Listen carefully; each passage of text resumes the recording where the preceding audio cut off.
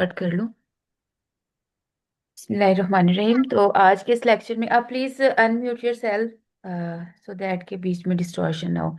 आज के इस लेक्चर में हम इंग्लिश का एक टॉपिक रिवाइज करेंगे और उसके बाद फिर हम अबॉर्शन की टाइप्स जो हैं उनको करेंगे। ये किसका कौन अनम्यूट नहीं है? मैं सबको ही म्यूट कर देती हूँ, एक सेकेंड।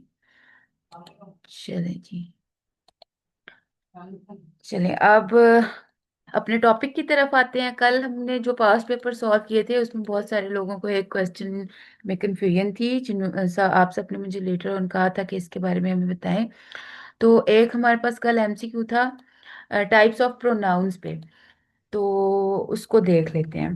प्रोनाउन हमने पढ़ा था पार्ट्स ऑफ स्पीच में कि प्रोनाउन क्या होता है। प्रोनाउन होता है ऐसा, नाउन होता है किसी भी शख्स, जगह या चीज का नाम, नाउन।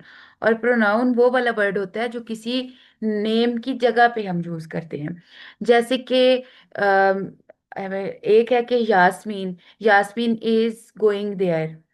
अब मैं यास्मीन के बारे में बात कर रही हूँ, नेक्स्ट मैं कहती हूँ कि अभी मतलब मैं कहती हूँ Yasmin is my sister, she is going there. अब जो यास्मीन की जगह पे मैंने शी यूज किया, ये क्या था? प्रोनाउन था।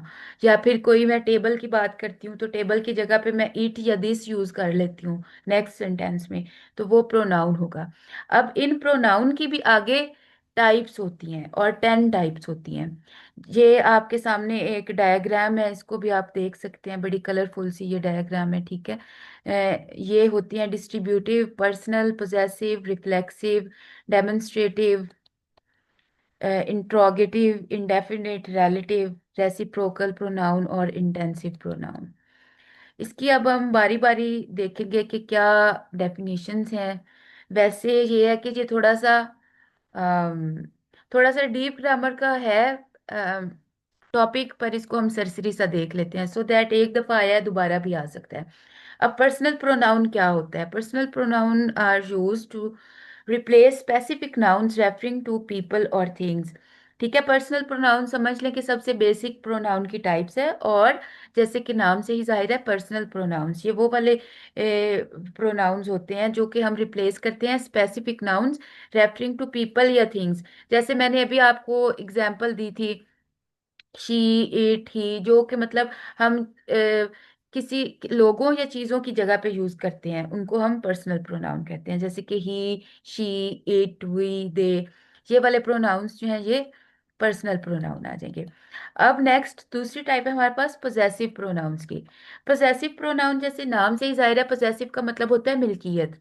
तो पोजेसिव प्रोनाउन वो प्रोनाउन होते हैं जो किसी जो मिल्कियत जाहिर करते हैं, जो आपकी पोजेशन जाहिर करते हैं। For example mine, yours, his, her, ठीक है, हर्स, इट्स, आवर्स, देयर्स। ये वाले जो प्रोनाउंस हैं ये पोजेसिव प्रोनाउन होंगे। अब आपको कैसे क्वेश्चन आएगा? आपको आएगा कि आप सेंटेंस होगा द बुक इज माइन, इसमें वो कहेंगे कि माइन कौन सा, ये जो वर्ड माइन है ये कौन सा प्रोनाउन है? तो ये कौन सा है? ये पोजेसिव प्रोनाउन है। नेक्स्ट आ जाता है रिफ्लेक्सिव प्रोनाउन। अब रिफ्लेक्सिव प्रोनाउन जो है ये वो वाले प्रोनाउंस होते हैं which are used when the subject and object of a sentence are the same. जब सब्जेक्ट और ऑब्जेक्ट सेम होते हैं, ठीक है। सब्जेक्ट क्या होता है?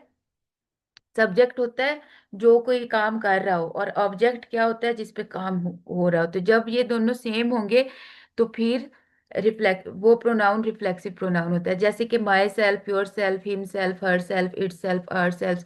अब एग्जाम्पल है, she heard herself while playing. समझ आई कि बात शी की हो रही है, ठीक है, बात शी की हो रही है सेंटेंस में, लेकिन वो काम क्या? शी हर्ट हर सेल्फ, के वो खुद को हर्ट कर रही है, ठीक है। अगर यहाँ पे होता है शी हर्ट हर ब्रदर, या शी हर्ट किसी जानवर को, तो फिर क्या था? फिर ऑब्जेक्ट कोई और चीज थी। लेकिन जब सब्जेक्ट और ऑब्जेक्ट सेम होते हैं तो, और अब जो ऑब्जेक्ट की जगह पे हम वर्ड यूज कर रहे हैं वो हमारा रिफ्लेक्सिव प्रोनाउन है। शी हर्ट्स, यहाँ पे हर्ट्स आना था, हर्ट लिखा हुआ है। She hurts herself while playing, जब वो खेलती है तो वो खुद को हर्ट करती है, मतलब कोई चोट चोट पहुंचाती है। या we made the cake ourselves, हमने केक खुद बनाया। अब ये होता है रिफ्लेक्सिव प्रोनाउन। नबीला, अब यहाँ पे मैं आपके जो है ना क्वेश्चन का आंसर करती हूँ। कल हमारे पास था ना कि रिफ्लेक्सिव है तो ये इंटेंसिव क्यों लगाया हुआ है। अब इंटेंसिव जो है ना, इंटेंसिव ये होगा कि एम्फिसाइज जब होगा। अब देखें, आई माई सेल्फ, जब आप एक प्रोनाउन मतलब इसकी डेफिनेशन ये है कि इंटेंसिव प्रोनाउंस एम्फिसाइज अ प्रीसीडिंग नाउन और प्रोनाउन। उस ही तरह का आपका नाउन होगा और वैसा ही आपका प्रोनाउन होगा। और एम्फिसिस जब आप, जैसे I myself, you yourself. अब ये जो माई सेल्फ या योर सेल्फ या हर सेल्फ है, ये वैसे तो रिफ्लेक्सिव नॉर्मली हम यूज करें तो रिफ्लेक्सिव नाउन होंगे। लेकिन जब आप इनको for the purpose of emphasis use करेंगे, जैसे कि they did the work themselves, I myself take care of it, तो फिर इसी को हम इसको इंटेंसिव कहेंगे। मतलब रिफ्लेक्सिव प्रोनाउन ही जब for the purpose of emphasis use होगा तो उसको हम इंटेंसिव कहते हैं। ठीक है, अब मैं थोड़ा सा और आप लोगों का टाइम लूंगी इस टॉपिक पे। इसको हम सरसरी सा देखते हैं, सारी बस टाइप्स को एक एक दफा देख लेते हैं। आगे है डेमोन्स्ट्रेटिव। डेमोन्स्ट्रेटिव, अब ये बीच में से कोई कुछ ऐसे भी हैं जो मिलते जुलते हैं जिसमें हम थोड़ी सी कंफ्यूजन भी होती है। बट कंफ्यूजन जो है वो ओवरनाइट नहीं जाती, वो आहिस्ता आहिस्ता प्रैक्टिस के साथ जाती है। इसको फिर आप बाद में भी दे एक दफा लेक्चर को रिवाइज करेंगे तो चीजें क्लियर हो जाएंगी। Demonstrative pronouns points to specific things और पीपल। जैसे डेमोन्स्ट्रेट करना, किसी चीज की तरफ इशारा करना, ठीक है। तो जो इस तरह के प्रोनाउंस होते हैं जो किसी चीज की तरफ इशारा कर रहे होते हैं, वो डेमोन्स्ट्रेटिव होते हैं। जैसे कि this, that, these, those, I want that one, these are the shoes I bought. जो देखें अब इसमें these are the shoes I bought, ये वो जूते हैं जो मैंने खरीदे। अ, मतलब इशारा हो रहा है ना अपने जूतों की तरफ। या आई वॉन्ट दैट वन, मुझे वो चीज चाहिए। अब इसमें जो दैट और दीज है, ये क्या है, ये डेमोन्स्ट्रेटिव प्रोनाउंस है। नेक्स्ट हमारे पास आता है इंट्रोगेटिव प्रोनाउन। अब इंट्रोगेटिव जो लफ्ज है इसका मतलब ही होता है सवाल पूछना। ठीक है, तो ऐसा प्रोनाउन जिसमें आप कोई क्वेश्चन, जिस जो क्वेश्चन कर रहा हो या जिसमें क्वेश्चन किया गया हो, जिसके थ्रू आपने क्वेश्चन किया हो, वो इंट्रोगेटिव होगा। जैसे कि हु, कौन, होम किसका, हुज भी किसका, व्हाट, विच, ये वाले जो वर्ड्स हैं ये इंट्रोगेटिव प्रोनाउंस होते हैं। जैसे who is coming to the party, और या फिर what do you want for dinner, ये इस तरह से है। नेक्स्ट है हमारे पास इंडेफिनिट प्रोनाउंस। इंडेफिनिट प्रोनाउंस कौन से होते हैं? इंडेफिनिट प्रोनाउंस वो होते हैं जो रेफर करते हैं टू नॉन स्पेसिफिक पीपल और थिंग्स। ठीक है, जो नॉन, इनडेफिनिट का मतलब ही वही है ना कि जो चीज डिफाइंड नहीं है, जो इनडेफिनिट है। तो इनडेफिनिट प्रोनाउंस भी वो होंगे जो नॉन स्पेसिफिक चीजों या लोगों की तरफ इशारा करेंगे। जैसे कि एनीवन, अब एनीवन इज नॉट स्पेसिफाइड, ये नॉन स्पेसिफिक है। Anyone, someone, everyone, nobody, everything, anything, मतलब जिसमें किसी खास चीज वगैरह की तरफ नहीं इशारा हो रहा, एक एक नॉन स्पेसिफिक चीज की तरफ जिसमें हम इशारा कर रहे हो। एवरीवन, समवन, इस तरह करके। तो अगर आपको ये वाला सेंटेंस इस तरह का आ जाता है जिसमें एवरीवन या समवन, या इन ये जो एग्जाम्पल में वर्ड्स हैं, none, each, few, many, several, both, इसमें से कोई भी वर्ड हो और आपसे पूछा जाए कि बताएं ये कौन सा प्रोनाउन है, तो फिर आपने इंडेफिनिट प्रोनाउन चूज करना है। नेक्स्ट है रिलेटिव प्रोनाउन। रिलेटिव प्रोनाउन वो प्रोनाउन होते हैं जो कि इंट्रोड्यूस करते हैं, the relative pronouns introduce relative clauses. ठीक है, अब ये वो वाले प्रोनाउन है जो आपकी रिलेटिव क्लॉजेस को इंट्रोड्यूस करते हैं। मतलब कि एक सेंटेंस के अंदर सेंटेंस के दो हिस्सों को मिलाते हैं। क्लॉजेस जो होती है ना, क्लॉज का मतलब होता है सेंटेंस का एक पार्ट, ठीक है, जिसमें एक वर्ब और नाउन हो और जिसका कोई खास मतलब बन रहा हो, वो क्लॉज होती है। ठीक है, उसकी फर्दर टाइप्स हैं पर हम उसको कभी बाद में देखें। तो ये रिलेटिव क्लॉज को जो मिलाता है मेन सेंटेंस के साथ प्रोनाउन, उसको हम रिलेटिव प्रोनाउन कहते हैं। अब इसकी हम एग्जांपल, जैसे who, whom, whose, which, that, अब एग्जांपल से आपको इसकी समझ आएगी। The person who called left the message. अब देखें, ये सेंटेंस था the person left the message, ठीक है। इसमें अब ये जो हु कॉल्ड है ना, हु कॉल्ड, इसके बगैर भी ये सेंटेंस था, लेकिन the person who called left the message, जिस शख्स ने हमें कॉल की उसने मैसेज छोड़ा। तो अब ये जो रिलेटिव क्लॉज है ना इसमें, ये है हु कॉल्ड, ठीक है। क्योंकि इस क्लॉज को अगर हम निकाल भी देंगे ना, फर्ज करें, तो हमारा ये देखिए पिछला सेंटेंस जो है वो मीनिंग दे रहा है the person left A message, ठीक है। But who called is a relative clause, और ये हमारा जो हु है ना, ये इसको कनेक्ट कर रहा है। खैर, this is just for the sake of कि अगर आपको आ जाए तो आप इसको पहचान के सही ऑप्शन चूज कर लें। बाकी इसमें बहुत ज़्यादा इसमें अपना दिमाग कंफ्यूज करने की ज़रूरत नहीं है, ठीक है। आपको बात की समझ आ गई होगी कि ये, अब ये देखें, ये वाले जो है ना हु, होम, हुज, विच, ये at the same time relative pronouns भी हैं एंड इंट्रोगेटिव प्रोनाउंस भी हैं। बट इनके यूज पे डिपेंड करता है कि ये उस सेंटेंस में क्या होंगे। अगर तो सिर्फ अगर सवाल पूछने की सेंस में हु आता है, तो फिर आप इंट्रोगेटिव प्रोनाउन चूज करेंगे, जैसे who is coming to the party, ये सवाल था। लेकिन देखिए नेक्स्ट जो सेंटेंस है उसमें सवाल नहीं पूछा जा रहा, उसमें एक रिलेटेड इंफॉर्मेशन दी जा रही है, जैसे कि the person who called left message, इसमें अब देखिए कोई सवाल नहीं पूछा जा रहा। तो फिर अगर हु या होम या इस तरह का लफ्ज आ जाए और उस सेंटेंस में कोई सवाल भी ना पूछा जा रहा हो, और आपसे वो प्रोनाउन की टाइप पूछी गई है, तो फिर आप रिलेटिव प्रोनाउन को चूज कर लीजिएगा सुकून से, चाहे आपको रिलेटिव प्रोनाउन की आगे निटी ग्रिटी याद हो या नहीं, लेकिन ये छोटी छोटी चीजें आप माइंड में रख सकते हैं। नेक्स्ट है reciprocal pronoun indicate mutual action और रिलेशनशिप अमंग इंडिविजुअल्स, जैसे कि each other, one and other, जैसे दे लव ईच अदर, ठीक है। तो ये रेसिप्रोकल, रेसिप्रोकल का मतलब होता है ना, रेसिप्रोकेट का लफ्जी मतलब भी होता है कि जब कोई आपकी रेसिप्रोकेट करता है, मतलब जैसा आप उसके साथ करते हो या जो जो आपने उसके साथ किया वो आपके साथ सेम वैसा ही सलूक करे या सेम उसी तरह का आपको ट्रीट करे, तो दैट इज कि उसने रेसिप्रोकेट किया। अगर वैसा करे या बुरा, मतलब कोई जब आपको किसी चीज का जवाब देता है वो वैसा भी हो सकता है, उससे उलट भी हो सकता है, बट रेसिप्रोकेट करने का मतलब होता है कि जब आप किसी को जवाब देते हो थ्रू योर एक्शंस या थ्रू योर वर्ड्स, ठीक है। तो इसमें वो कह रहे हैं दे लव ईच अदर, वो एक दूसरे से मोहब्बत करते हैं। अगर इसमें होता है दे हेट ईच अदर, तो भी देवर, मतलब वो एक दूसरे के साथ क्या सलूक कर रहे हैं, रेसिप्रोकेट कर रहे हैं। तो रेसिप्रोकल प्रोनाउन वो होता है जो इस तरह के कनेक्शन को बता रहा होता है। तो इसमें अब ईच अदर जो है वो रेसिप्रोकल प्रोनाउन है, ईच जो है, each other the teams competed against one another, सही, ईच अदर, वन another, ये वाले जो प्रोनाउंस हैं these are reciprocative pronounce.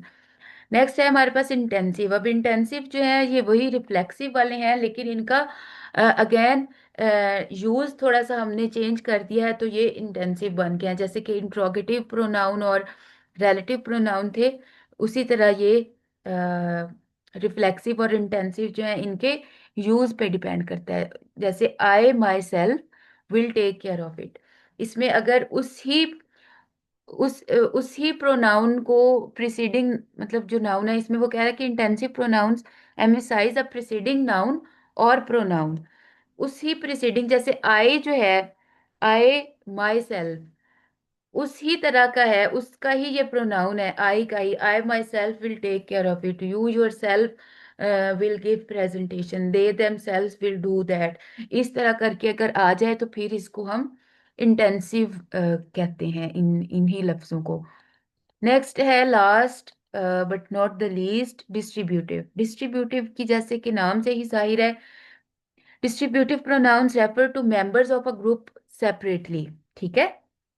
Each, either, neither, ये डिस्ट्रीब्यूटिव प्रोनाउंस हैं और ये एक ही ग्रुप के मेंबर्स को सेपरेटली शो कर रहे होंगे।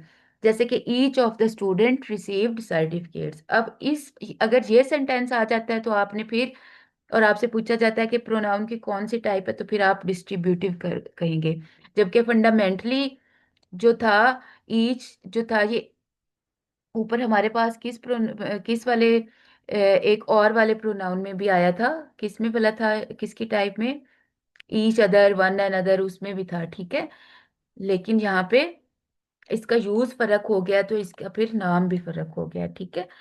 तो ये तो थे आपके प्रोनाउंस की सारी टाइप्स। आई होप सो कि ये क्लियर हो गया होगा। मैं in the mean while waiting room देख लूँ, क्योंकि कल मुझे कंप्लेन्स आ रही थी कि दरमियान में आपने जी हमें एंटर नहीं किया। अभी फिलहाल कोई भी नहीं है वेटिंग रूम में। सो अब मैं जाती हूँ हमारे दूसरे टॉपिक की तरफ, जो कि आज का मेन टॉपिक है। ये स्क्रीन आपको नजर आ रही है अब प्रेजेंटेशन की? प्लीज मुझे बताइएगा। अभी आपको स्क्रीन पे प्लेसेंटल एबनॉर्मेलिटीज नजर आ रही हैं, या नहीं, पिछला ही है? नहीं मुझे सुन, अच्छा, पिछला ही चले है। चले, ये मैंने चेंज कर दिया है। अब हो गई है स्क्रीन चेंज? अब हुई है। चलें, ठीक है। आज हम प्लेसेंटल एबनॉर्मेलिटीज को देखेंगे, इस टॉपिक को अंडरस्टैंड करने की कोशिश करेंगे, और जो मेजर मेजर टाइप्स हैं प्लेसेंटा की एबनॉर्मेलिटीज की, उन पे उनको अंडरस्टैंड करेंगे सरसरी सा। तो उससे पहले कि हम एबनॉर्मेलिटीज की तरफ जाएं, हम पहले इसकी नॉर्मल प्लेसेंटा की पोजीशन को देखेंगे, क्योंकि इसकी जो एबनॉर्मेलिटीज है ना, वो स्ट्रक्चर वाइज भी हो सकती हैं। सबसे ज्यादा पोजीशन की एबनॉर्मेलिटी होती है, ठीक है। इसकी अटैचमेंट की एबनॉर्मेलिटी हो सकती है, या फिर इसके स्ट्रक्चर की एबनॉर्मेलिटी हो सकती है। तीन तरह की हो सकती हैं। तो अब हमने देखना है कि नॉर्मल प्लेसेंटा कैसा होता है और कहाँ पे, स्पेशली कहाँ पे लोकेटेड होता है। Normal placenta typically attaches to the top fundal. Uterus का स्ट्रक्चर तो पता है ना आपको, फंडस का पता है कौन सी होती है? नीचे मेरे पास इसका इमेज है, मैं आपको दिखाऊंगी। ये जो है ना, ये देखिए, ये यूट्रस है, ठीक है। ये वाली, ये जहाँ पे माउस जा रहा है, ये आपकी यूट्रस है। तो ये वाला जो यूट्रस का ऊपर वाला पार्ट होता है ना, जो अब्डोमेन के साथ अटैच होता है, वो फंडस होता है, ठीक है। तो नॉर्मल प्लेसेंटा जो है वो या तो फंडस पे होगा, यानी कि बिल्कुल ऊपर होगा, या फिर पोस्टीरियर भी हो सकता है, या साइड्स पे भी हो सकता है। लेटरल या एंटीरियर साइड पे भी हो सकता है, लेटरल या anterior walls of the uterus के साथ, well away from the cervix. मतलब नॉर्मल प्लेसेंटा जो है उसको सर्विक्स से अच्छा खासा दूर होना चाहिए। वो साइड पे भी हो सकता है, वो पीछे पीछे की तरफ भी हो सकता है, वो ऊपर फंडस की तरफ भी हो सकता है, लेकिन उसको सर्विक्स से बहुत दूर होना चाहिए, तो वो फिर नॉर्मल होगा। These locations are considered safe as they do not obstruct the birth canal, allowing the normal vaginal delivery. और ये जो दूसरी सारी लोकेशंस हैं, फंडस की, बैक की, लेटरल या पोस्टीरियर, इनको, ये सेफ होती हैं, और इनको हम नॉर्मल भी इसीलिए कंसीडर करते हैं कि ये कोई भी किसी भी किस्म की, ना तो इनसे डिलीवरी में ना तो कोई कॉम्प्लिकेशन आती है, और ना ही कोई रुकावट आती है। तो अब ये नॉर्मल पोजीशंस जो हैं, इसमें फंडल, पोस्टीरियर, एंटीरियर और लेटरल हैं, ठीक है। इनको मजीद अब हम वो नहीं करेंगे ज्यादा डिस्क्राइब, क्योंकि ये सिंपल चीजें हैं। बट आप ये देख लें कि ये पोजीशंस जो हैं ये नॉर्मल कंसीडर होती हैं। अब जो सबसे जिसे कहते हैं कि सबसे जिसका ज्यादा जिक्र होता है प्लेसेंटल एबनॉर्मेलिटी का, वो होती है प्लेसेंटा प्रीविया। तो प्लेसेंटा प्रीविया जो है वो, ये वाली हमारी, वो नेक्स्ट स्लाइड में, सॉरी। प्लेसेंटा प्रीविया क्या होता है? प्लेसेंटा प्रीविया जो होता है ना, इसमें प्लेसेंटा जो है वो लोअर साइड पे होता है। अब ये देखें, ये हमारे पास स्ट्रक्चर है। इसको मैं थोड़ा सा और बड़ा कर देती हूँ, सो दैट आप इसको अच्छे से देखो। ये हमारे पास है एक प्रेग्नेंट यूट्रस, जिसमें फीटस भी है, जिसमें प्लेसेंटा भी है, आपकी अम्बिलिकल कॉर्ड है। अब देखिए, ये सर्विक्स है, और ये जो आपको रेड रेड नजर आ रहा है ना, ये देखें, ये प्लेसेंटा है। अब ये प्लेसेंटा कहाँ पे है? ये सर्विक्स के ऊपर है।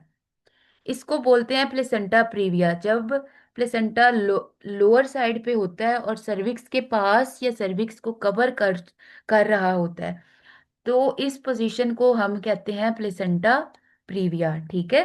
अगर तो ये जो प्लेसेंटा है ये यहाँ की बजाय इधर ऊपर होता, या यहाँ साइड पे होता, या इस साइड पे होता, मतलब अवे फ्रॉम सर्विक्स होता, सर्विक्स से काफी दूर होता, इतना दूर होता कि ये बर्थ कैनाल में कोई रुकावट ना ला रहा होता, तो ये नॉर्मल था। बट ये सर्विक्स के बिल्कुल पास या सर्विक्स को टोटली कवर, ये आगे फिर इसकी डिग्री होती हैं, first degree, second degree, third degree, वो डिपेंड करता है कि ये सर्विक्स को कितना क्लोज कर रहा है उस लिहाज से। तो ये एबनॉर्मल है, एबनॉर्मेलिटी होती है, और ये बहुत कॉम्प्लिकेटेड होती है। इसकी 4 आगे जो है वो टाइप्स होती हैं, ठीक है।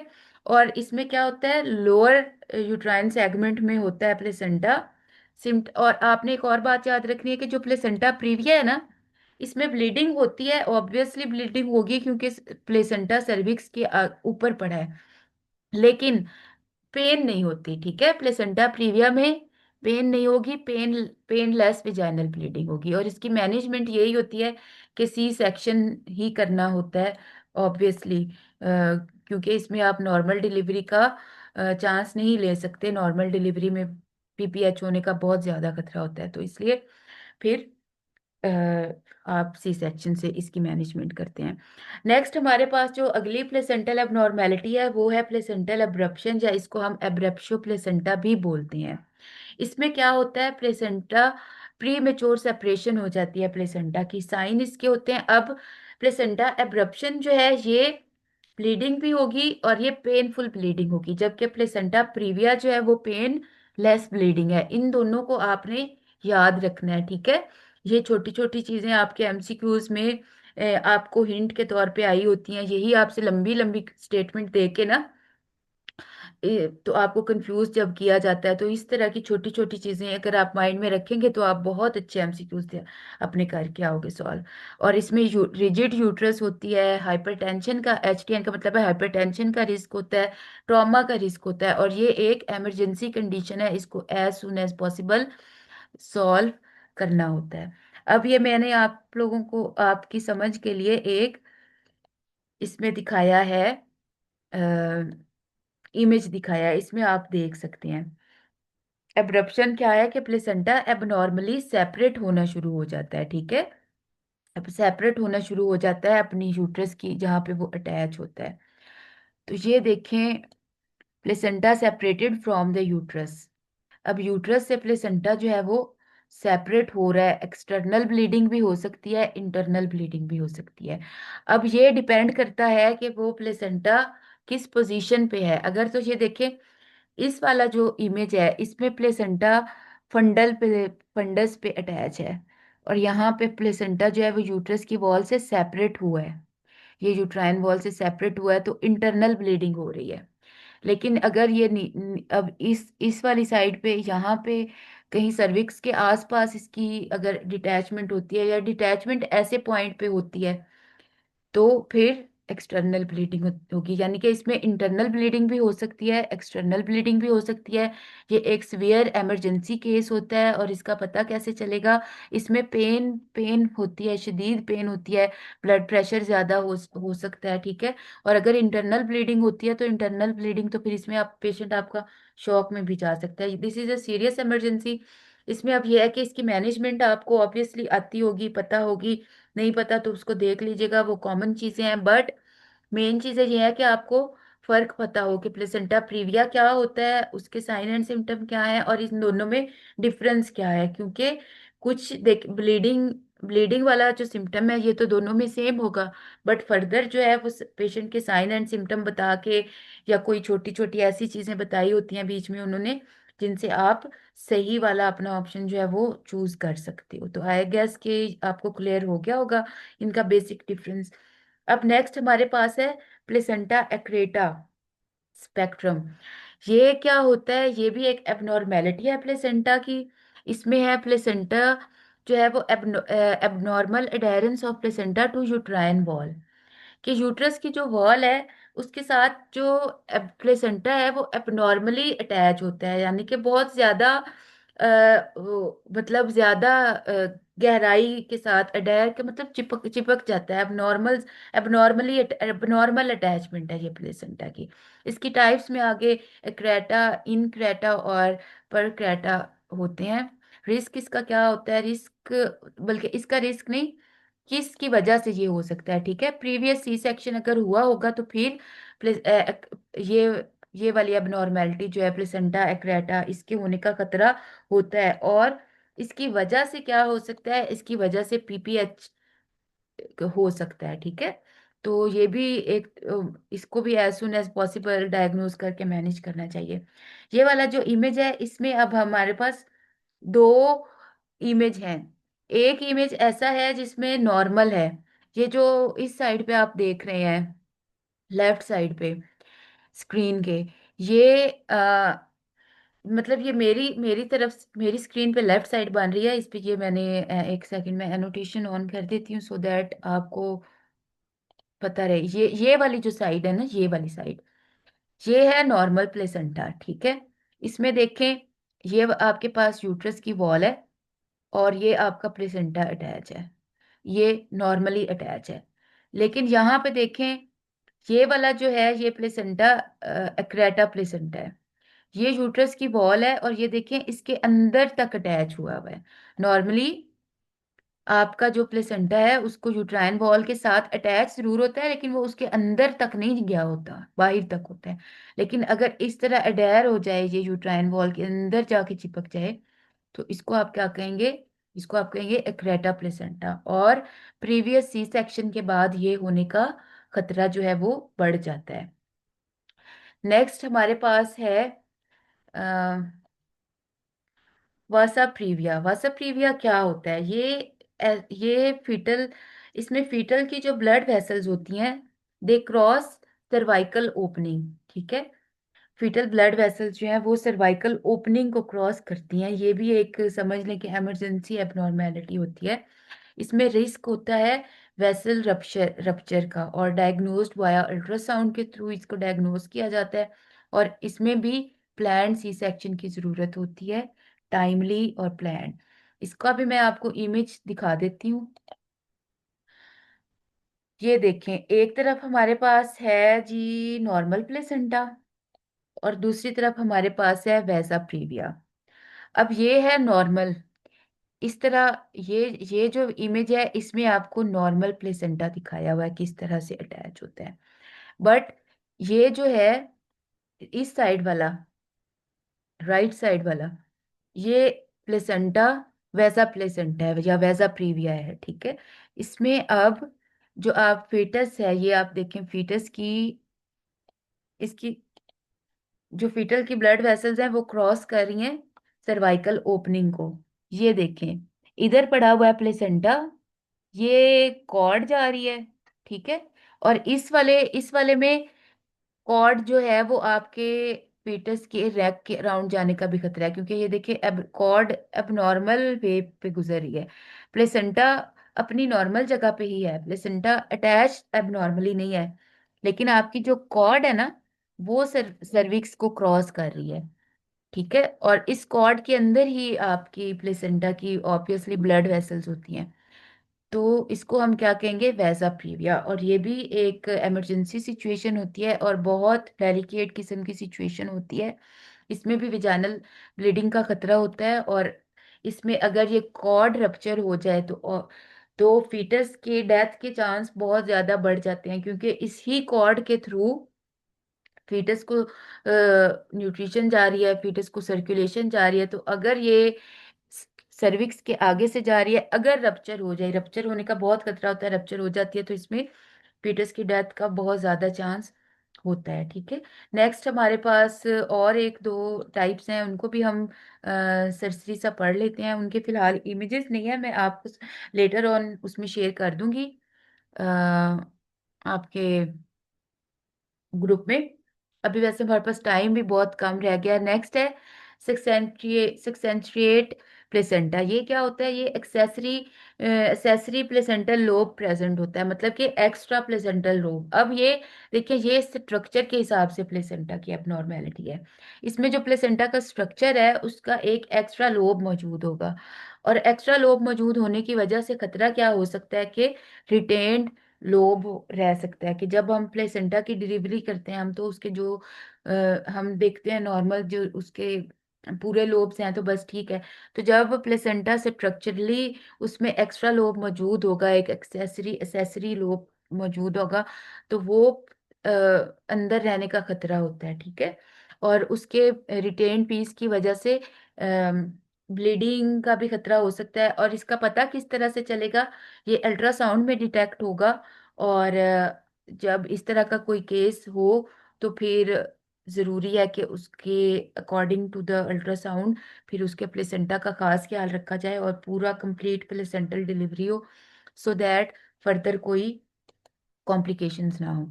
नेक्स्ट है सरकमवैलेंट प्लेसेंटा। ये क्या होता है? इसमें edges of placenta fold inward. जो प्लेसेंटा के एजेस हैं वो इनवर्ड फोल्ड होते हैं। वैसे तो हमने नॉर्मल प्लेसेंटा तो देखा है, ये नॉर्मल है, इसमें इसके एजेस का कोई फोल्ड शोल्ड नहीं है, वो आराम से इधर पड़े हैं। लेकिन जो सरकमवैलेंट होगा इसमें जो इसके एजेस हैं वो इनवर्डली फोल्ड हुए हुए होंगे, तो उसको हम सर्कमवैलेंट प्लेसेंटा कहते हैं। और associated with bleeding and pre term birth, और इसकी वजह से ब्लीडिंग भी हो सकती है और प्री टर्म बर्थ भी हो सकती है इस वाले प्लेसेंटा। नेक्स्ट है बैटल डोर प्लेसेंटा। इसमें क्या होता है? Marginal insertion of umbilical cord होती है, और यूजली ये बिनाइन होता है but may affect fetal growth. मतलब इसका कोई बहुत ज्यादा खतरा नहीं होता, लेकिन समटाइम्स ये फीटल की ग्रोथ को इफेक्ट कर सकता है। जो मोस्ट इम्पॉर्टेंट थे वो शुरू वाले थे, ठीक है। और ये जो लास्ट वाले हैं ये फिर भी हम देख लेते हैं इनको। नेक्स्ट है वेलामेंटस कॉर्ड इंसर्शन। ये क्या होती है? इसमें umbilical cord inserts into membranes.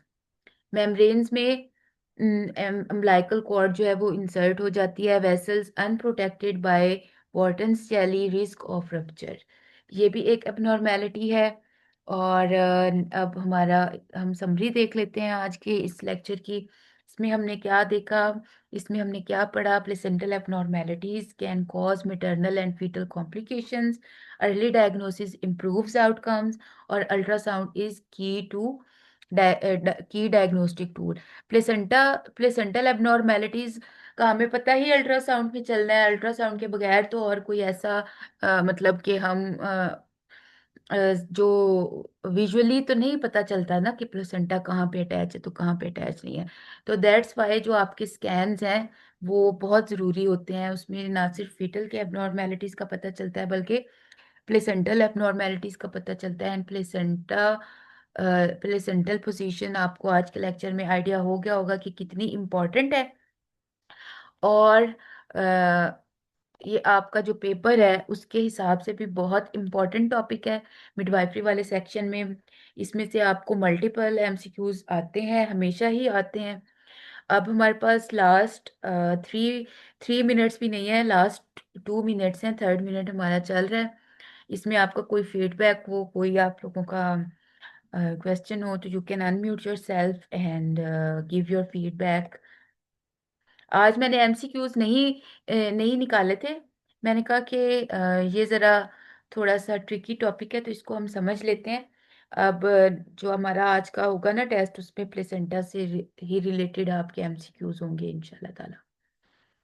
तो आप लोग कोई बताएं कि आप लोगों की तैयारी कैसी जा रही है? किसी को कोई प्रॉब्लम तो नहीं आ रहा प्रेपरेशन में? आप लोग अनम्यूट हो सकते हैं अब, क्योंकि हमारा लेक्चर जो है ना वो एंड हो गया है। अभी तक तो कोई इशू नहीं आ रहा है। सही। चलें, आप अपना ना अपने प्रैक्टिस किया करें एमसीक्यूज, ज्यादा से ज्यादा टॉपिक्स को पढ़ें, रिवाइज करें, और इंशाल्लाह ताला अच्छा ही होगा। बाकी रोल नंबर स्लिप आप लोगों की आज रात तक अपलोड हो जाएगी। और जी बस अब दिन करीब करीब जैसे आ रहे हैं टेंशन भी हो रही होगी। बिल्कुल। हाँ, लेकिन आपने अपनी प्रैक्टिस रखनी है और कॉन्फिडेंस के साथ जाना है। इंशाल्लाह ताला अल्लाह बेहतर करेंगे। ठीक है। मजीद कुछ आज का फिर इतना ही था। अब इंशाल्लाह ताला कल आप लोगों से मुलाकात होगी। शॉर्टली मैं आप लोगों को आज के जो एमसीक्यूज हैं वो भी शेयर कर दूंगी, तो वो ओके। भी आप लोग पढ़ लीजिएगा, ठीक है। ओके जी, अल्लाह हाफिज।